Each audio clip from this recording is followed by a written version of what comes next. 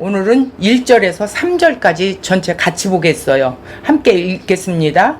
예수 그리스도의 계시라. 이는 하나님이 그에게 주사 반드시 속히 일어날 일들을 그 종들에게 보이시려고 그의 천사를 그 종 요한에게 보내어 알게 하신 것이라. 요한은 하나님의 말씀과 예수 그리스도의 증거 곧 자기가 본 것을 다 증언하였느니라. 이 예언의 말씀을 읽는 자와 듣는 자와 그 가운데에 기록한 것을 지키는 자는 복이 있나니 때가 가까움이라. 그런데 여기서 지키는 자는 복이 있나니 하고 때 들어가기 전에 왜냐하면 이는 들어가야 돼요. 원어에는 그렇게 들어가 있습니다. 이는 때가 가까움이라 그런 거예요. 예. 자, 하나님의 나라는 하나님의 그 뜻을 이루어지는 하나님께서 하시는 일이라고 그랬어요. 그죠? 그런데 세상의 나라는 누가 해요? 사람의 뜻이 이루어지는 사람이 하는 일이에요. 이렇게 위와 아래가 다르다라는 거예요. 하늘에서는 하나님이 일하시고 땅에서는 사람이 일을 한대요. 그래서 이 인간의 타고난 육의 본성은 인과응보 많이 들었죠? 상선벌악. 생각으로 이렇게 하나님이 무엇을 어떻게 할 것인가 이렇게 성경을 보고 있어요. 그래, 내가 이렇게 열심히 하면 더해 주실 거고 내가 잘못하면 벌을 받고 잘하면 상을 주겠지. 요런 식으로 성경을 본다라는 거죠. 참 위험한 거예요. 그래서 이 땅에서 축복받고 죽어서 천국 가는 것이 마치 뭘로 봐요? 복음으로 들어왔고 그렇게 여기고 그렇게 신앙생활하는 사람이 많이 있어요. 이것이 죄인의 상태예요. 지금까지 종교 행위를 해왔던 것이죠. 그래서 이들은 왜 하나님을 찾을까요? 아니, 주님과 함께 교제하며 동행하려고 찾나요? 자신의 유익이나 소원을 이루기 위해서 찾겠죠. 그래서 인간은 자신의 본성으로 성경을 볼 수밖에 없어요. 인간은 하나님을 섬긴다기보다는 자기 자신의 유익을 위해서 하나님을 이용하고자 하는 마음들이죠. 이런 사람이 성경을 보고 하나님께 나아가는 길을 찾는 것은 정말 부질없는 일이고 헛된 일이에요. 반대로 하나님께서 찾아오셔서 눈과 귀를 열어주시고 말씀으로 역사가 일어나고 또 성령께서 예수를 주님으로 알게 하셔요. 그 은혜가 베풀어져야만이 성경을 이해할 수가 있어요. 육이 아닌 영으로 이해할 수 있다는 거예요. 성령께서 깨우침을 주시지 않으면 할 수 없다라는 거예요. 성경을 문자적인 육의 해석으로 전하는 목회자들의 말씀을 듣는 자들이 그게 하나님 말씀이라고 동일시해요. 또 목사의 그 설교를 계시의 수준으로 받아들이게 되는 거예요. 그러다 보니 주일 성수해라, 다른 목사 설교 들으면 안 된다, 이런 걸 대신해서 말하는 거예요. 그래서 외형적인 것에 매여 종교 생활을 하게 되고 자기 행위에 의미를 부여하는 거예요. 성경을 읽고 목회자 말씀을 잘 듣고 지키면, 그렇게 행하면 복 받는데 무슨 복? 육의 복을 받는다라는 거야. 이것이 복음이라고 이해를 하고 있어요. 우리도 복음을 알기 전에 그렇게 왔잖아요. 그래서 많은 사람들이 성경 읽기, 기도, 헌금, 전도, 봉사, 여러 가지 일들을 통해서 뭘로 생각하느냐? 천국을 쟁취하는 방법이라고 생각해요. 그런 형식에 매여서 신앙생활을 하는 것은 착각이라는 거예요. 하나님이 말씀하시는 구원의 길이 아니라는 것이죠. 그래서 결국 천국에 대한 욕망으로 이 땅에 축복과 저주를 외치는 자들의 원수된 자로 이렇게 그렇게 전하다 보니까 그들이 어디로 가요? 멸망의 길로 가게 돼요. 성경을 육의 눈으로 보면 자신의 욕망을 위해 자기 자신 스스로 열심과 행함이 어떻게 돼요? 끌어내게 돼요. 내가 열심 안 하면 천국 못 갈 것 같고, 열심히 하면 그래도 안도감이 있고, 이런 두려움 속에 교차를 하게 되는 거죠. 그러나 성령께서 거듭나게 해주신 영의 눈으로 묵시의 세계로 보게 되면 어떻게 돼요? 성경이 이해가 되겠지요. 깨달아지고 알게 되게 돼요. 이런 자들이 나오는 외침이 뭔 줄 아세요? 감사와 찬송과 영광을 돌리게 된다라는 거예요. 왜? 그 사랑을 알기 때문에. 그러나 복음은 우리가 이성으로 이해하고 행동으로 지킬 수 있는 것이 아니라는 거예요. 다시 말해서 우리의 행위로 만들어낼 수 있는 것은 아무것도 없다. 성령께서 반드시 눈을 뜨게 함으로 예수 그리스도의 계시, 묵시가 우리에게 이미 왔다라는 거예요. 묵시란 한마디로 하늘의 세계예요. 묵시의 세계를 이 세상의 세계, 역사의 세계에 예수 그리스도가 십자가로 드러난 복음, 이 복음이 계시라는 거예요. 전번주에 우리가 들었지요? 그것은 하나님의 뜻과 작정, 계획과 의도와 말씀 안에서 이미 완료가 된 것이다. 하늘의 세계는 시간의 장소와 관계없는 영원한 상태이기 때문에 현재만 있는 세계죠. 이미 완료된 것이며 완성이 된 것이에요. 그 완성이 우리 안에 이미 주어져 있어요. 이것이 계시이고 묵시라는 거예요. 인간의 하는 일이 아니에요. 하나님이 행하는 일이라는 것이죠.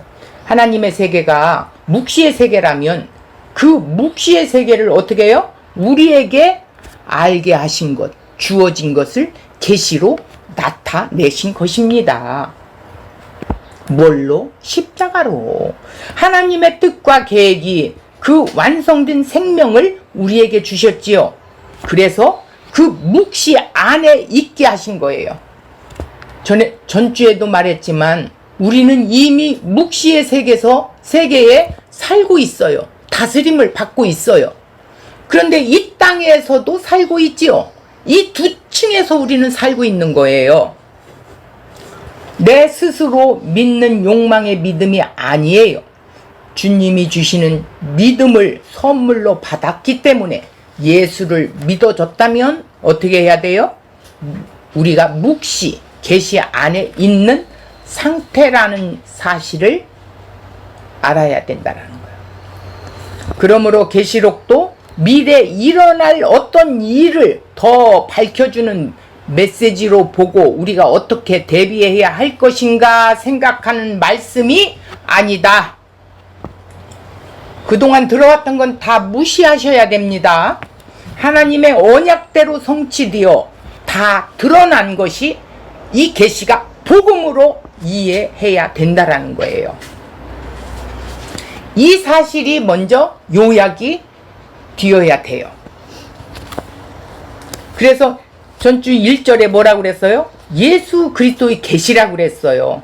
요한이 쓴 계시지만 예수 그리스도 계시를 펼쳐낸 거지요. 이는 왜냐하면 하나님이 그에게 주사, 누구에게? 예수에게 주었어요. 그래서 무엇을 했어요? 반드시 속히 일어날 일들을 그 종들에게 보이시려고 반드시 속히 일어날 일들이 뭐라고 그랬어요? 이게 계시예요. 계시를 구약에서 말씀했던 그 계시가 신약에 와서 예수가 십자가에 드러내러 오신 거 있지요. 이미 드러내셨어요. 그래서 그 종들에게 복수지요. 보이시려고 그의 천사를 그 종 요한에게 보내어 알게 하신 거라 그랬어요. 자, 계시 묵시 감추인 것이 드러났다고 말했지요. 누가 무엇을 드러낼까요? 하나님께서 예수 그리스도의 관에 드러냈다라는 거예요. 하나님이 예수 그리스도에게 계시를 주신 거지요. 그것을 그 종 요한에게 알게 하셨고 넘겨주신 거예요. 보여주셨다라는 거예요. 그래서 본 것을 다 증언했다라고 2절에 나와요. 요한에게서 그 종들에게 그렇게 하셨어요. 하나님이 그에게 주사 예수 그리스도의 계시는 하나님이 주신 계시임을 알 수가 있겠지요. 이 말은 예수로 새로운 계시를 따로 만들어 요한에게 주신 것이 아니에요. 그러면 하나님의 계시는 무엇입니까? 그것은 구약을 말하는 거예요. 구약에서 말하고 있는 하나님의 약속들이 하나님의 계시라는 것이죠. 반드시 속히 일어날 일들, 묵시 속에서 하나님의 계획하신 것, 하나님의 그 뜻, 반드시 해야 할 일, 당위성이에요. 자, 필연성이에요. 나타내는 말로 하나님의 일하심을 강조하는 뜻에 사용하고 있어요. 되어질 일이라는 것도 결국 미래에 되어질 일이라는 뜻이 아닙니다. 되어질 일이라고 해서 하나님이 약속하신 모든 일이 이루어지는 것을 의미하는 것으로 봐야 돼요. 속히 일어날 일을 눈에 보이는 역사 세계 속에서 세계에서 어떻게 해요? 시간적인 의미로 해석해서는 안 돼요. 그런데 역사 세계의 시간적인 의미로 해석해 버리기 때문에 어떻게 돼요? 계시록을 장차 미래로 보게 되는 거예요. 예수님의 재림하실 때 되어질 일로 결론지어 버려서 잘못을 범하게 되는 것이죠. 속히 일어날 일은 하나님이 약속하신 모든 것이 성취되어지는 이것은 예수 그리스도 안에서 이미 성취되어진 약속이라는 의미로 결론을 지을 수 있는 거예요. 다시 말해서 예수 그리스도 안에 이미 되어진 일이라는 사실이다. 이것이 예수 그리스도의 계시다. 그래서 요한 계시록이라고 해서 이건 또 새롭게 준 거야. 이게 아니에요. 요한에게 계시했다고 해서 요한이 뭔가 다른 것을 더 받았을 것이다. 이것이 아니라고 했습니다. 요한이 보고 들은 것은 그리스도 안에서 성취되어진 약속이었습니다. 그것을 증거하라고 요한이 종으로 세움을 받은 거예요. 자기의 체험을 증거하는 것이 아니라 그리스도 안에서 완성되어진 그 일에 대해서 증거하는 종으로 세움을 받은 거예요. 그래서 반드시라는 것은 묵시 속에서 계획하신 하나님의 이 뜻을 이 세상 역사 속에서 어떻게 하는 거예요? 반드시 속히 일어날 일이라는 것은 자기 백성을 한 명까지도 남김이 없이 그들의 죄에서 구원하시는 일이에요. 여기서 우리가 잠깐 요한복음 6장 39절을 보면 나를 보내신 이의 뜻은 내게 주신 자 중에 내가 하나도 잃어버리지 아니하고 마지막 날에 다시 살리는 이것이니라 이렇게 했어요. 이게 반드시 속히 이루어질 일이에요. 그래서 이 세상으로부터 영원히 함께 사는 하나님의 나라에 우리는 이미 들어와 있는 거예요. 완료지요. 이것이 하나님의 뜻과 계획이 있었다는 것은 반드시 확실한 성취를 동반하는 거예요. 속히 타코스 묵시 안에서 그의 뜻과 계획이 완전한 성취를 이루은 것을 역사의 언어로 표현한 거예요. 자, 구약을 한번 그럼 살펴볼게요. 일어날 일들이 무엇인가? 다니엘서 2장 28절을 보니까 오직 은밀한 것을 나타내실 이는 하늘에 계신 하나님이시라. 그가 느부갓네살 왕에게 후일 날들의 마지막에 딜 일, 그 일이 뭐예요? 반드시 뒤어져야 하는 것들 알게 하셨다는 거예요. 왕의 꿈, 곧 왕의 침상에서 머릿속으로 받은 환상은 이러하니라 이랬어요. 29절 왕이여 왕이 침상에서 장래일이 뭐예요? 반드시 뒤어져야 하는 것들, 이것을 생각하실 때에 은밀한 것을 나타내시는 이가 장래일, 반드시 뒤어져야 할 것들, 그것을 왕에게 알게 하셨사오며, 후일, 구약에서 종말을 말하는 표현이에요. 종말이 언제라고 그랬어요? 종말이 언제예요? 초림에서 재림까지. 그게 지금 우리는 종말에 살고 있는 거예요. 그런데 이 종말을 뒤어질 일로 생각하니까 잘못 해석하게 되는 거죠. 다니엘서 2장은 느부갓네살 왕의 꿈을 아무도 해석할 수가 없을 때 하나님께서 다니엘을 보내 다니엘을 통해서 그 꿈의 의미를 계시해 주신 내용이었지요. 은밀한 것들을 하늘에 계신 하나님만이 드러내시는 분이고, 그 비밀은 반드시 뒤어져야 할 것들을 뜻하는 것인데, 다니엘서 2장 44절, 이 여러 왕들의 시대에 하늘의 하나님이 한 나라를 세우시니 이것은 영원히 망하지도 아니할 것이요, 그 국권이 다른 백성에게 돌아가지도 아니할 것이요, 도리어 이 모든 나라를 쳐서 멸망시키고 영원히 설 것이다. 그래서 한 나라가 세워지는데 모든 세상에 있는 나라들을 다 멸망시키고 한 나라를 세우는데 이 나라는 영원히 설 거라는 거예요. 이 나라에 들어온 자가 영생한다라는 거예요. 세상의 모든 나라를 멸하시고 영원한 나라를 세우실 것이라는 말씀입니다. 느부갓네살 왕이 다스리는 나라는 언젠가 없어질 나라라는 거예요.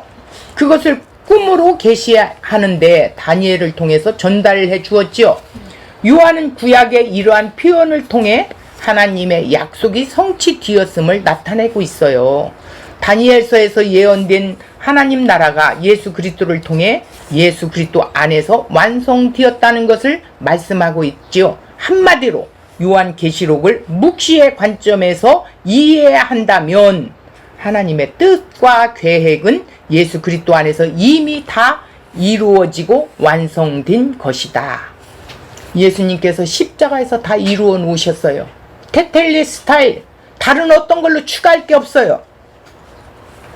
자, 여기서 일어날 일들, 게네스타인데 수동태로 하나님의 일하심에 의해 발생되는 일을 의미하고 있어요. 하나님이 주도권을 가지고 일하시는 것을 나타내는 표현으로 말했어요. 무엇이 반드시 속히 일어날 일들인가? 이 세상의 역사 속에서 자기 백성을 한 명까지도 남김이 없이 그들의 죄에서 구원하여 하나님과 함께 사는 천국을 이루는 일을 말하고 있어요. 이게 반드시 속히 일어날 일이에요. 지금 이 말세 속에서 일어나고 있지요. 다니엘서에서 예언된 하나님 나라가 예수 그리스도 안에서 완성되었다는 것을 말씀하고 있습니다. 한마디로 계시록은 묵시의 관점에서 이해한다면 하나님 뜻과 계획은 예수 그리스도 안에서 다 이미 이루어진 것으로 완성된 것입니다. 이렇게 봐요. 반드시 속히 일어날 일들을 앞으로 미래에 일어날 일인 재림만 예언으로 주었다면, 그렇게 보니까 우주 종말의 관점에서 앞으로 미래에 어떤 일이 일어날 것인가, 거기에 관심을 갖게 하게 되죠. 자, 지진이 일어나게 돼요. 아, 종말이 가까이 오는가 보다.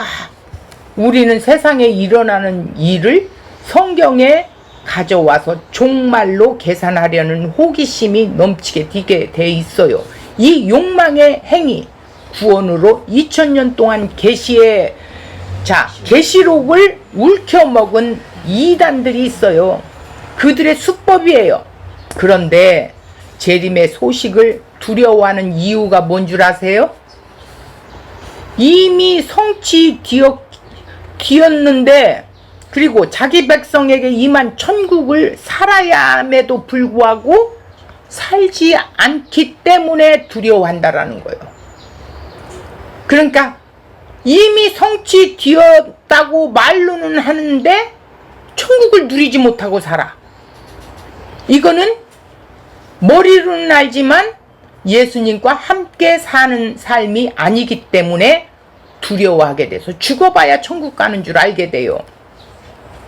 그래서 계시록을 율법 조문 지키는 것처럼 재림을 이야기한 자가 두려워하고 있어요. 그런 자들이. 우리도 지난 날을 한번 살펴보겠습니다.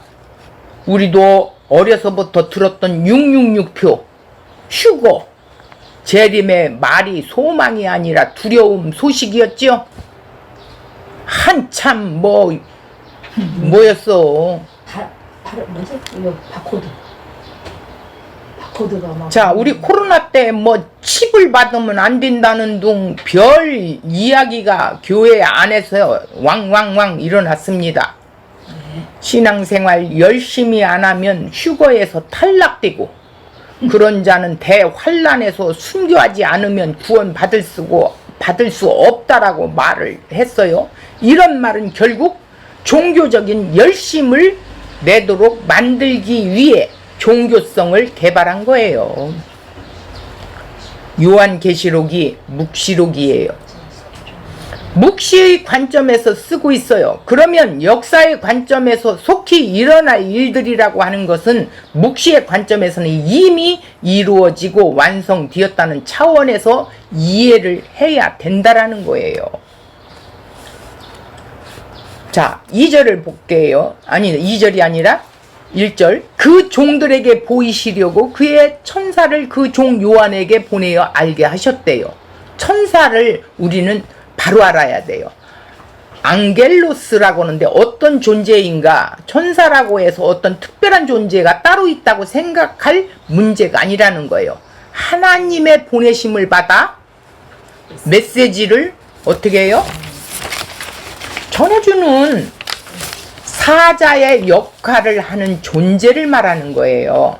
이런 표현을 통해 하나님께서 마치 느부갓네살에게 누구를 보냈어요? 다니엘을 보내서 계시를 전달한 것처럼 하나님께서 예수 그리스도의 계시를 나타내시고, 또한 천사가 요한에게 어떻게 이 계시를 전하여 나타내신 거예요. 그래서 그 종들이 뭐예요? 택한 백성들, 오늘 교회들에게 그 종 요한에게 보내어 알게 하신 거라는 관점에서 이해하자면 요한을 포함하여 교회 공동체를 의미하는 거지요. 그래서 성령이 교회들에게 하시는 말씀입니다. 하나님께서 구약에서 다니엘에게 계시를 전달하도록 하고 그 계시를 나타냈지요. 다니엘은 느부갓네살에게 계시를 전달했어요. 이런 구도로 보여주고 있는 거예요. 그런 점에서 신약에 와서 그 종 요한에게 드러내서 그 종들에게 보이시려고, 교회들에게 보이시려고요. 한때의 요한과 그 종들은 하나님의 공동체인 교회를 의미하는 것입니다. 지금 하나님께서 예수 그리스도를 통해서 진짜 선지자인 예수 그분이 요한에게 이 계시를 전달해 주신 거예요. 예수님 자신에 대해서 드러내 주신 것이죠. 이것이 계시예요. 자, 2절을 볼까요? 요한은 하나님의 말씀과 예수 그리스도의 증거, 곧 자기가 본 것을 다 증언하였느니라 그랬어요. 자, 여기서 보면 하나님의 말씀, 예수 그리스도 증거, 자기가 본 것, 이것이 뭐예요? 예언의 말씀 기록한 것, 묵시의 세계라는 거예요. 이 5가지를 같은 뜻으로 쓰고 있는 거죠. 하나님의 말씀이 예수 그리스도에 대한 증거이고 그것을 요한이 본 것과 들은 것을 증언한 예언의 말씀을 기록한 것이라는 거예요. 요한에게 알게 하신 것은 예수 그리스도에 관한 것으로 구약에서 이미 계시된 언약이고 그것을 근거로 예수 그리스도에 대한 내용이 요한 계시록이다. 이렇게 보면 되겠습니다. 요한은 우리가 알지 못하는 신기한 어떤 미래의 일들을 모조리 다 보았다고 착각해서는 안 돼요. 그건 잘못하는 거예요. 하나님께서 구약 성경을 통해서 계시하신 것도 그 약속대로 십자가에서 온전히 성취하신 것에 대하여 보고 들었을 뿐이에요. 성경에 이탈해서 다른 어떤 계시를 받는다, 예언을 한다 하는 건 잘못된 거예요. 말씀에서 말씀하셔야 되는 거예요. 그래서 요한 사도는 자기 자신이나 체험을 증거한 것이 아니에요. 예수 그리스도만을 증거한 것이죠. 계시록은 예수 그리스도의 계시로 복음의 내용을 말하는 거예요. 미래에 어떤 일어날 것이라고 궁금한 그 호기심을 가지고 어떻게 대비할 것인가, 그런 관점으로 보면 깊은 웅덩이에 빠져서 헛된 열심만 생산해낼 뿐이지 정작 그 늪에서 빠져나오지 못하고 평생 허우적거리게 돼요. 짐만 지고 사는 거예요. 창세기를 창조론으로 보았기 때문에 계시록은 세상 종말론으로 결론을 내릴 수밖에 없었던 것이죠. 그들에게는. 창세기가 창세전 언약인 예수 그리스도를 기록했다면 계시록도 역시 예수 그리스도를 기록한 복음이에요. 이 복음을 가진 자들에게 환난과 핍박과 고난 속에 있는 성도들을 향하여 너희들은 이미 하나님 나라의 백성들이다. 하나님이 너희들을 책임진다. 라는 뜻이에요. 계시록을 시간과 순서에 상관없이 요한이 우리에게 전달해주고 있는 것이죠. 그것이 7교회, 7대접, 7나팔, 7인, 이것이 언약의 완성이라는 뜻이에요. 7이라는 건 뭐예요? 하나님의 완전수라고 했죠. 그런데 아이고 7나팔을 분대 7대접은 또 뭐야? 이렇게 생각하지 말라는 거예요. 따라서 우리가 예수 그리스도를 아는 일에 모자라는 것은 없다라는 거예요. 계시록을 암호를 풀어서 알듯이 그런 신비한 내용이 아니라는 거예요. 하나님께서는 자기 백성들이 생명을 누리도록 예수를 통해 완전하고 완벽하게 나타내 주셨어요. 부족한 것이 있을 수가 없어요. 추가해야 할 것이 없기에 우리에게 있어서 다른 계시란 있을 수가 없다라는 일이죠. 성도는 묵시 안에 있으므로 기록된 말씀을 통해 오직 예수 그리스도로 만족하다는 상태에 있는 거예요.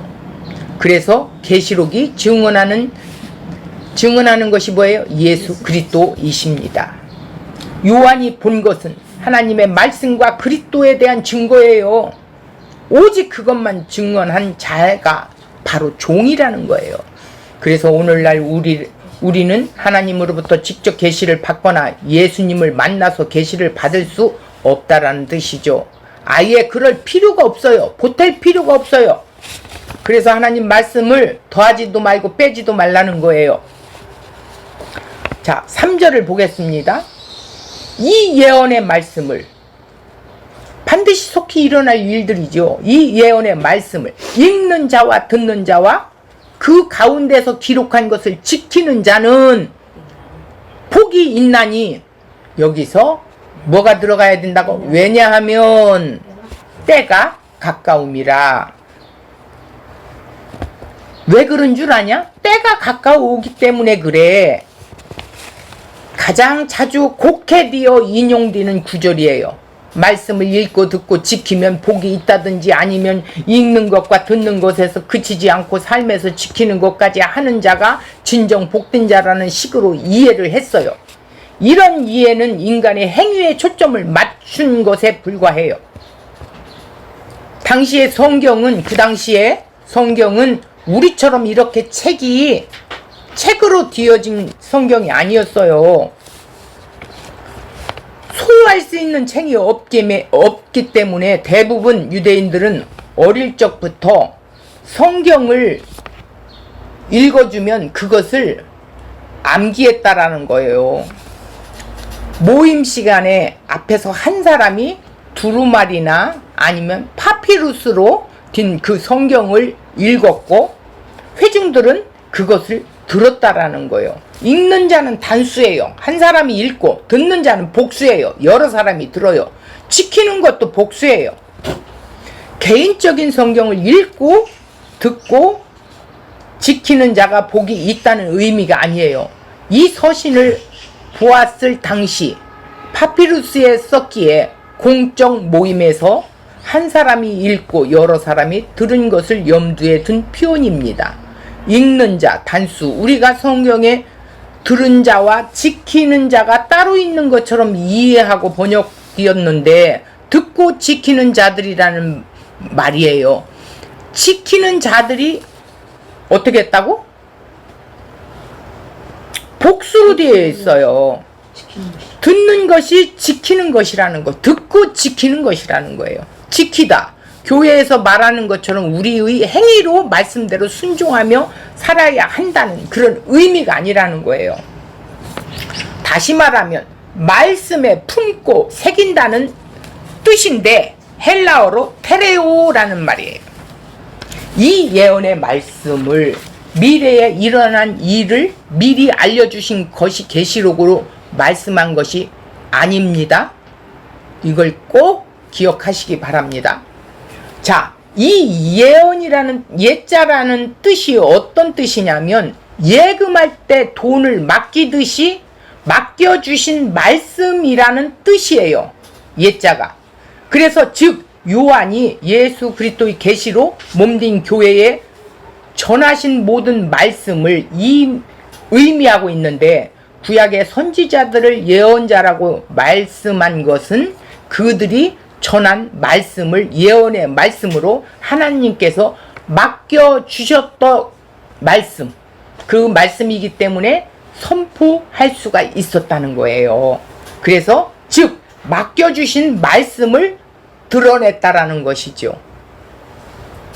그래서 이 예언의 말씀이 미래의 말씀이 아니에요.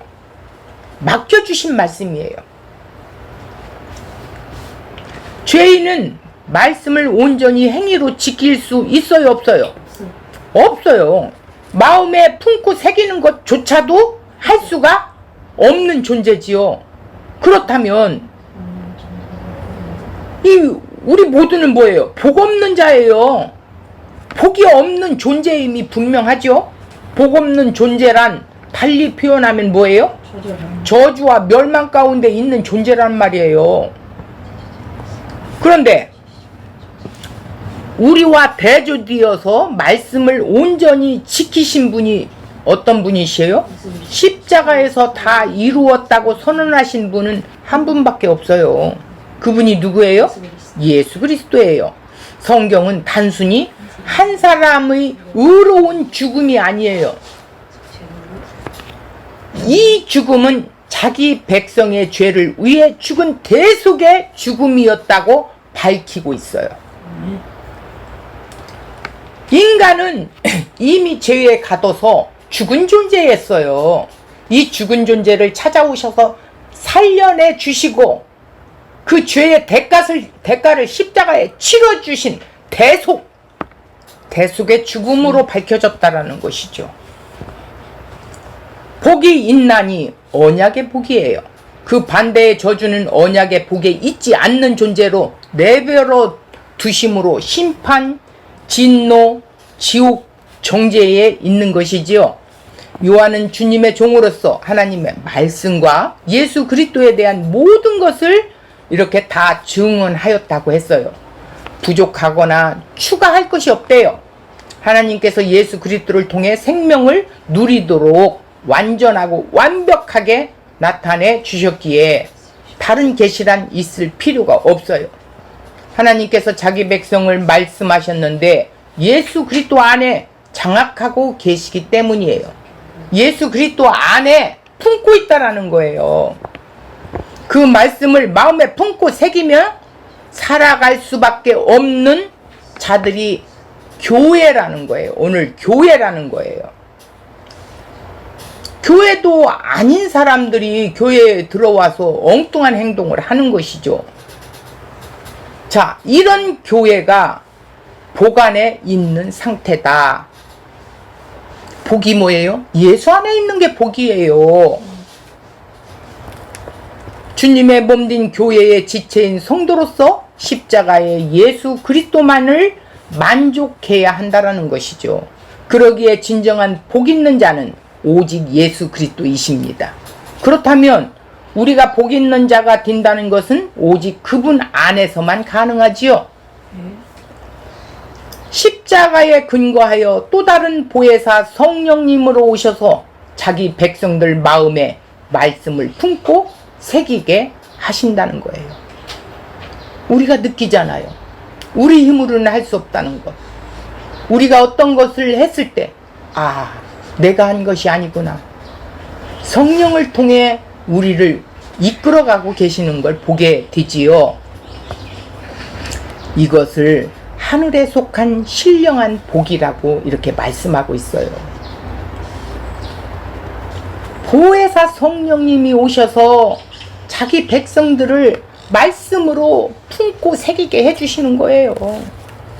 그래서 에베소서 1장 3절을 보면 바울이 이렇게 고백을 해요.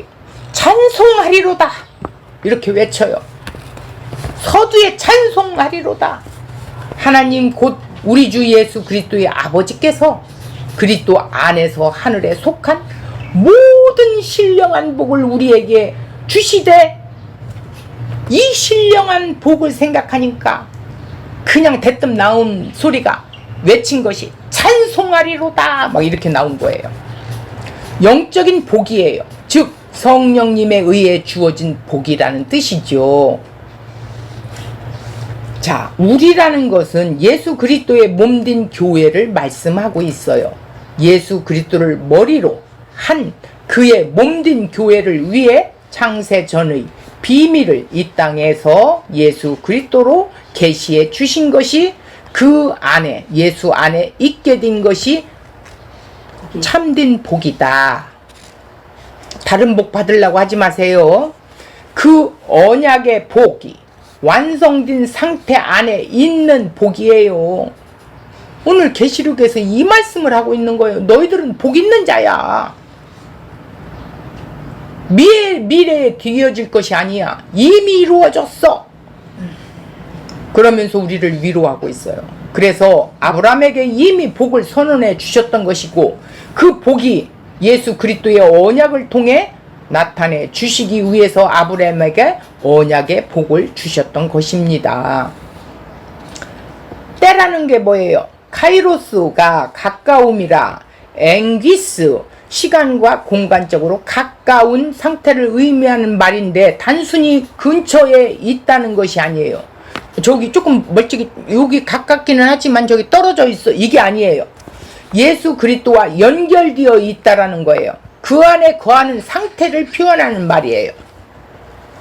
연결되어 한 테두리 안에 있다는 의미예요. 단순히 가까운 상태가 아니에요. 하나된 상태를 의미하는 표현이라는 거예요. 때라는 게 바로 카이로스, 하나님의 묵시 안에 있는 말이라는 거예요. 마가복음 1장 15절, 때가 찼고 이렇게 했어요. 하나님 나라가 가까이 왔으니. 계시의 말씀, 반드시 속히 일어날 것이 지금 가까이 왔었다라는 거예요. 그 당시. 그래 예수님이 이 땅에 오셨다라는 의미예요. 예수님이 오셨다라는 건 뭐예요? 말씀이 육신에 이 땅 가운데 오셨는데 천국이 가까이 왔대요. 예수님이 즉 천국이시라는 말씀이죠. 이렇게 말씀이 성취된 상태를 말하고 있어요. 예수 그리스도 안에 말씀으로 성취된 상태 안에 있다는 것을 아는 것이 때가 찬 것이에요. 그때가 십자가에 완성된 그 묵시의 세계가 우리에게 주어진 것을 때가 가까움이라 의미한 거예요. 또 있는 것이 아닙니다. 카이로스와 엥기스는 시간이든 장소이든 하나로 종속되어 있는 상태를 때가 가까움이라고 말하고 있습니다. 이 말씀을 읽는 자, 듣고 지키는 자들은 예수 그리스도의 몸으로 하나 된 보관에 있다라는 것입니다. 너희들 조심해야 하고 대비하고 준비해야 한다는 것이 아닙니다. 이제 속지 마세요. 분별을 할 수 있어야 돼요. 구원은 하나님이 하시는 일이지 우리 쇳덩어리가 무엇을 해요? 아무리 해보세요, 디나. 말씀을 읽는 자와 듣고 지키는 자는 예수 그리스도의 몸으로 하나의 교회 공동체가 된 자들, 몸으로 하나 된 보관에 있는 자들이라는 거예요. 이런 자들은 한 사람도 잃어버리지 않겠다고 요한복음 6장 39절에서 말씀하고 있어요. 다 마지막 날 찾는데요. 이때래요. 그런데 탈락이 왜 나와요? 탈락을 외친 그 사람부터 탈락되게 돼 있어요. 이걸 알아야 돼. 예수와 함께 살지 못하기 때문에, 함께 누리지 못하기, 묵시의 세계에서 누리지 못하기 때문에 그런 말들을 하고 거기에 현혹되고 거기에 끌려가는 거예요. 왜냐하면 가르 때가 가까움이니라. 왜냐하면 너희는 예수 그리스도 안에 연결되어 있고 하나님의 때 묵시 안에 있기 때문에 그것이 복이라는 의미예요. 오늘 우리는 예수 그리스도가 믿어졌다는 것은 그분 안에 있다라는 의미죠. 그 신령한 복 안에 부름을 받았다는 뜻이에요. 그 부름 받은 상태는 하나님의 때 묵시 안에 있는 것이고 예수 그리스도와 연결되어 한 몸이 된 상태라는 거예요. 뛸래 뛸 수가 없어요. 그런데 무엇을 대비합니까? 가까우니까 자지 않고 준비해야 된다고? 이런 엉터리가 어디 있습니까? 성경은 그런 말을 하지 않습니다. 예수 그리스도가 이미 받아졌다면, 우리 안에 이미 함께 누리고 있다면, 그분과 하나 된 상태로 그분의 묵시 안에 있는 상태가 된 것이고, 그분과 어떻게 써요? 연결되어 하나 되어 있는 상태이기 때문에 우리는 복이라는 안에 있다라는 거예요. 십자가의 은혜가 우리에게 이미 주어졌어요. 그래서 이 계시록을 쓴 것은 핍박과 고난과 환난 속에 있는 성도들을 향하여 위로와 굳건한 마음의 확신을 갖게 하도록 다시 한번 외치고 있는 거예요. 이거는 다시 이루어질 어떤 것이 아닙니다. 다 이루어 놓으셨습니다. 어디에서? 십자가에서. 이것이 미래에 뒤어질 일이라면 예수님이 십자가에 죽으실 필요가 없어요. 하나님이신 그분이 왜 인간의 몸을 입고 이 땅에 오셔서 우리 죄 때문에 죽으셔야 한다라는 거예요. 그 대가로 우리는 의롭다 여김을 받았어요. 그래서 오늘 우리는 묵시 세계 안에서 통치를 받고 살아요. 성령의 이끌림 속에 살아가요. 내 힘으로 살아갈 수가 없어요. 내 육의 자가 가려고 해도 성령이 우리를 붙잡아냅니다. 항상 우리는 이미 다 이루었다. 테텔레스타일. 예수님의 그 음성에 귀를 기울이시기 바랍니다. 그렇다면 계시록이 환하게 들어올 것이에요. 더 기대가 되지요. 이 성경은 창세기나 계시록까지 예수님에 대한 기록한 거예요. 그 하나님의 계획을 예수를 통해 펼쳐내고 있는 책이에요. 복 있는 자가 바로 이것을 이해하는 자예요. 자, 오늘은 이것으로 마치겠습니다.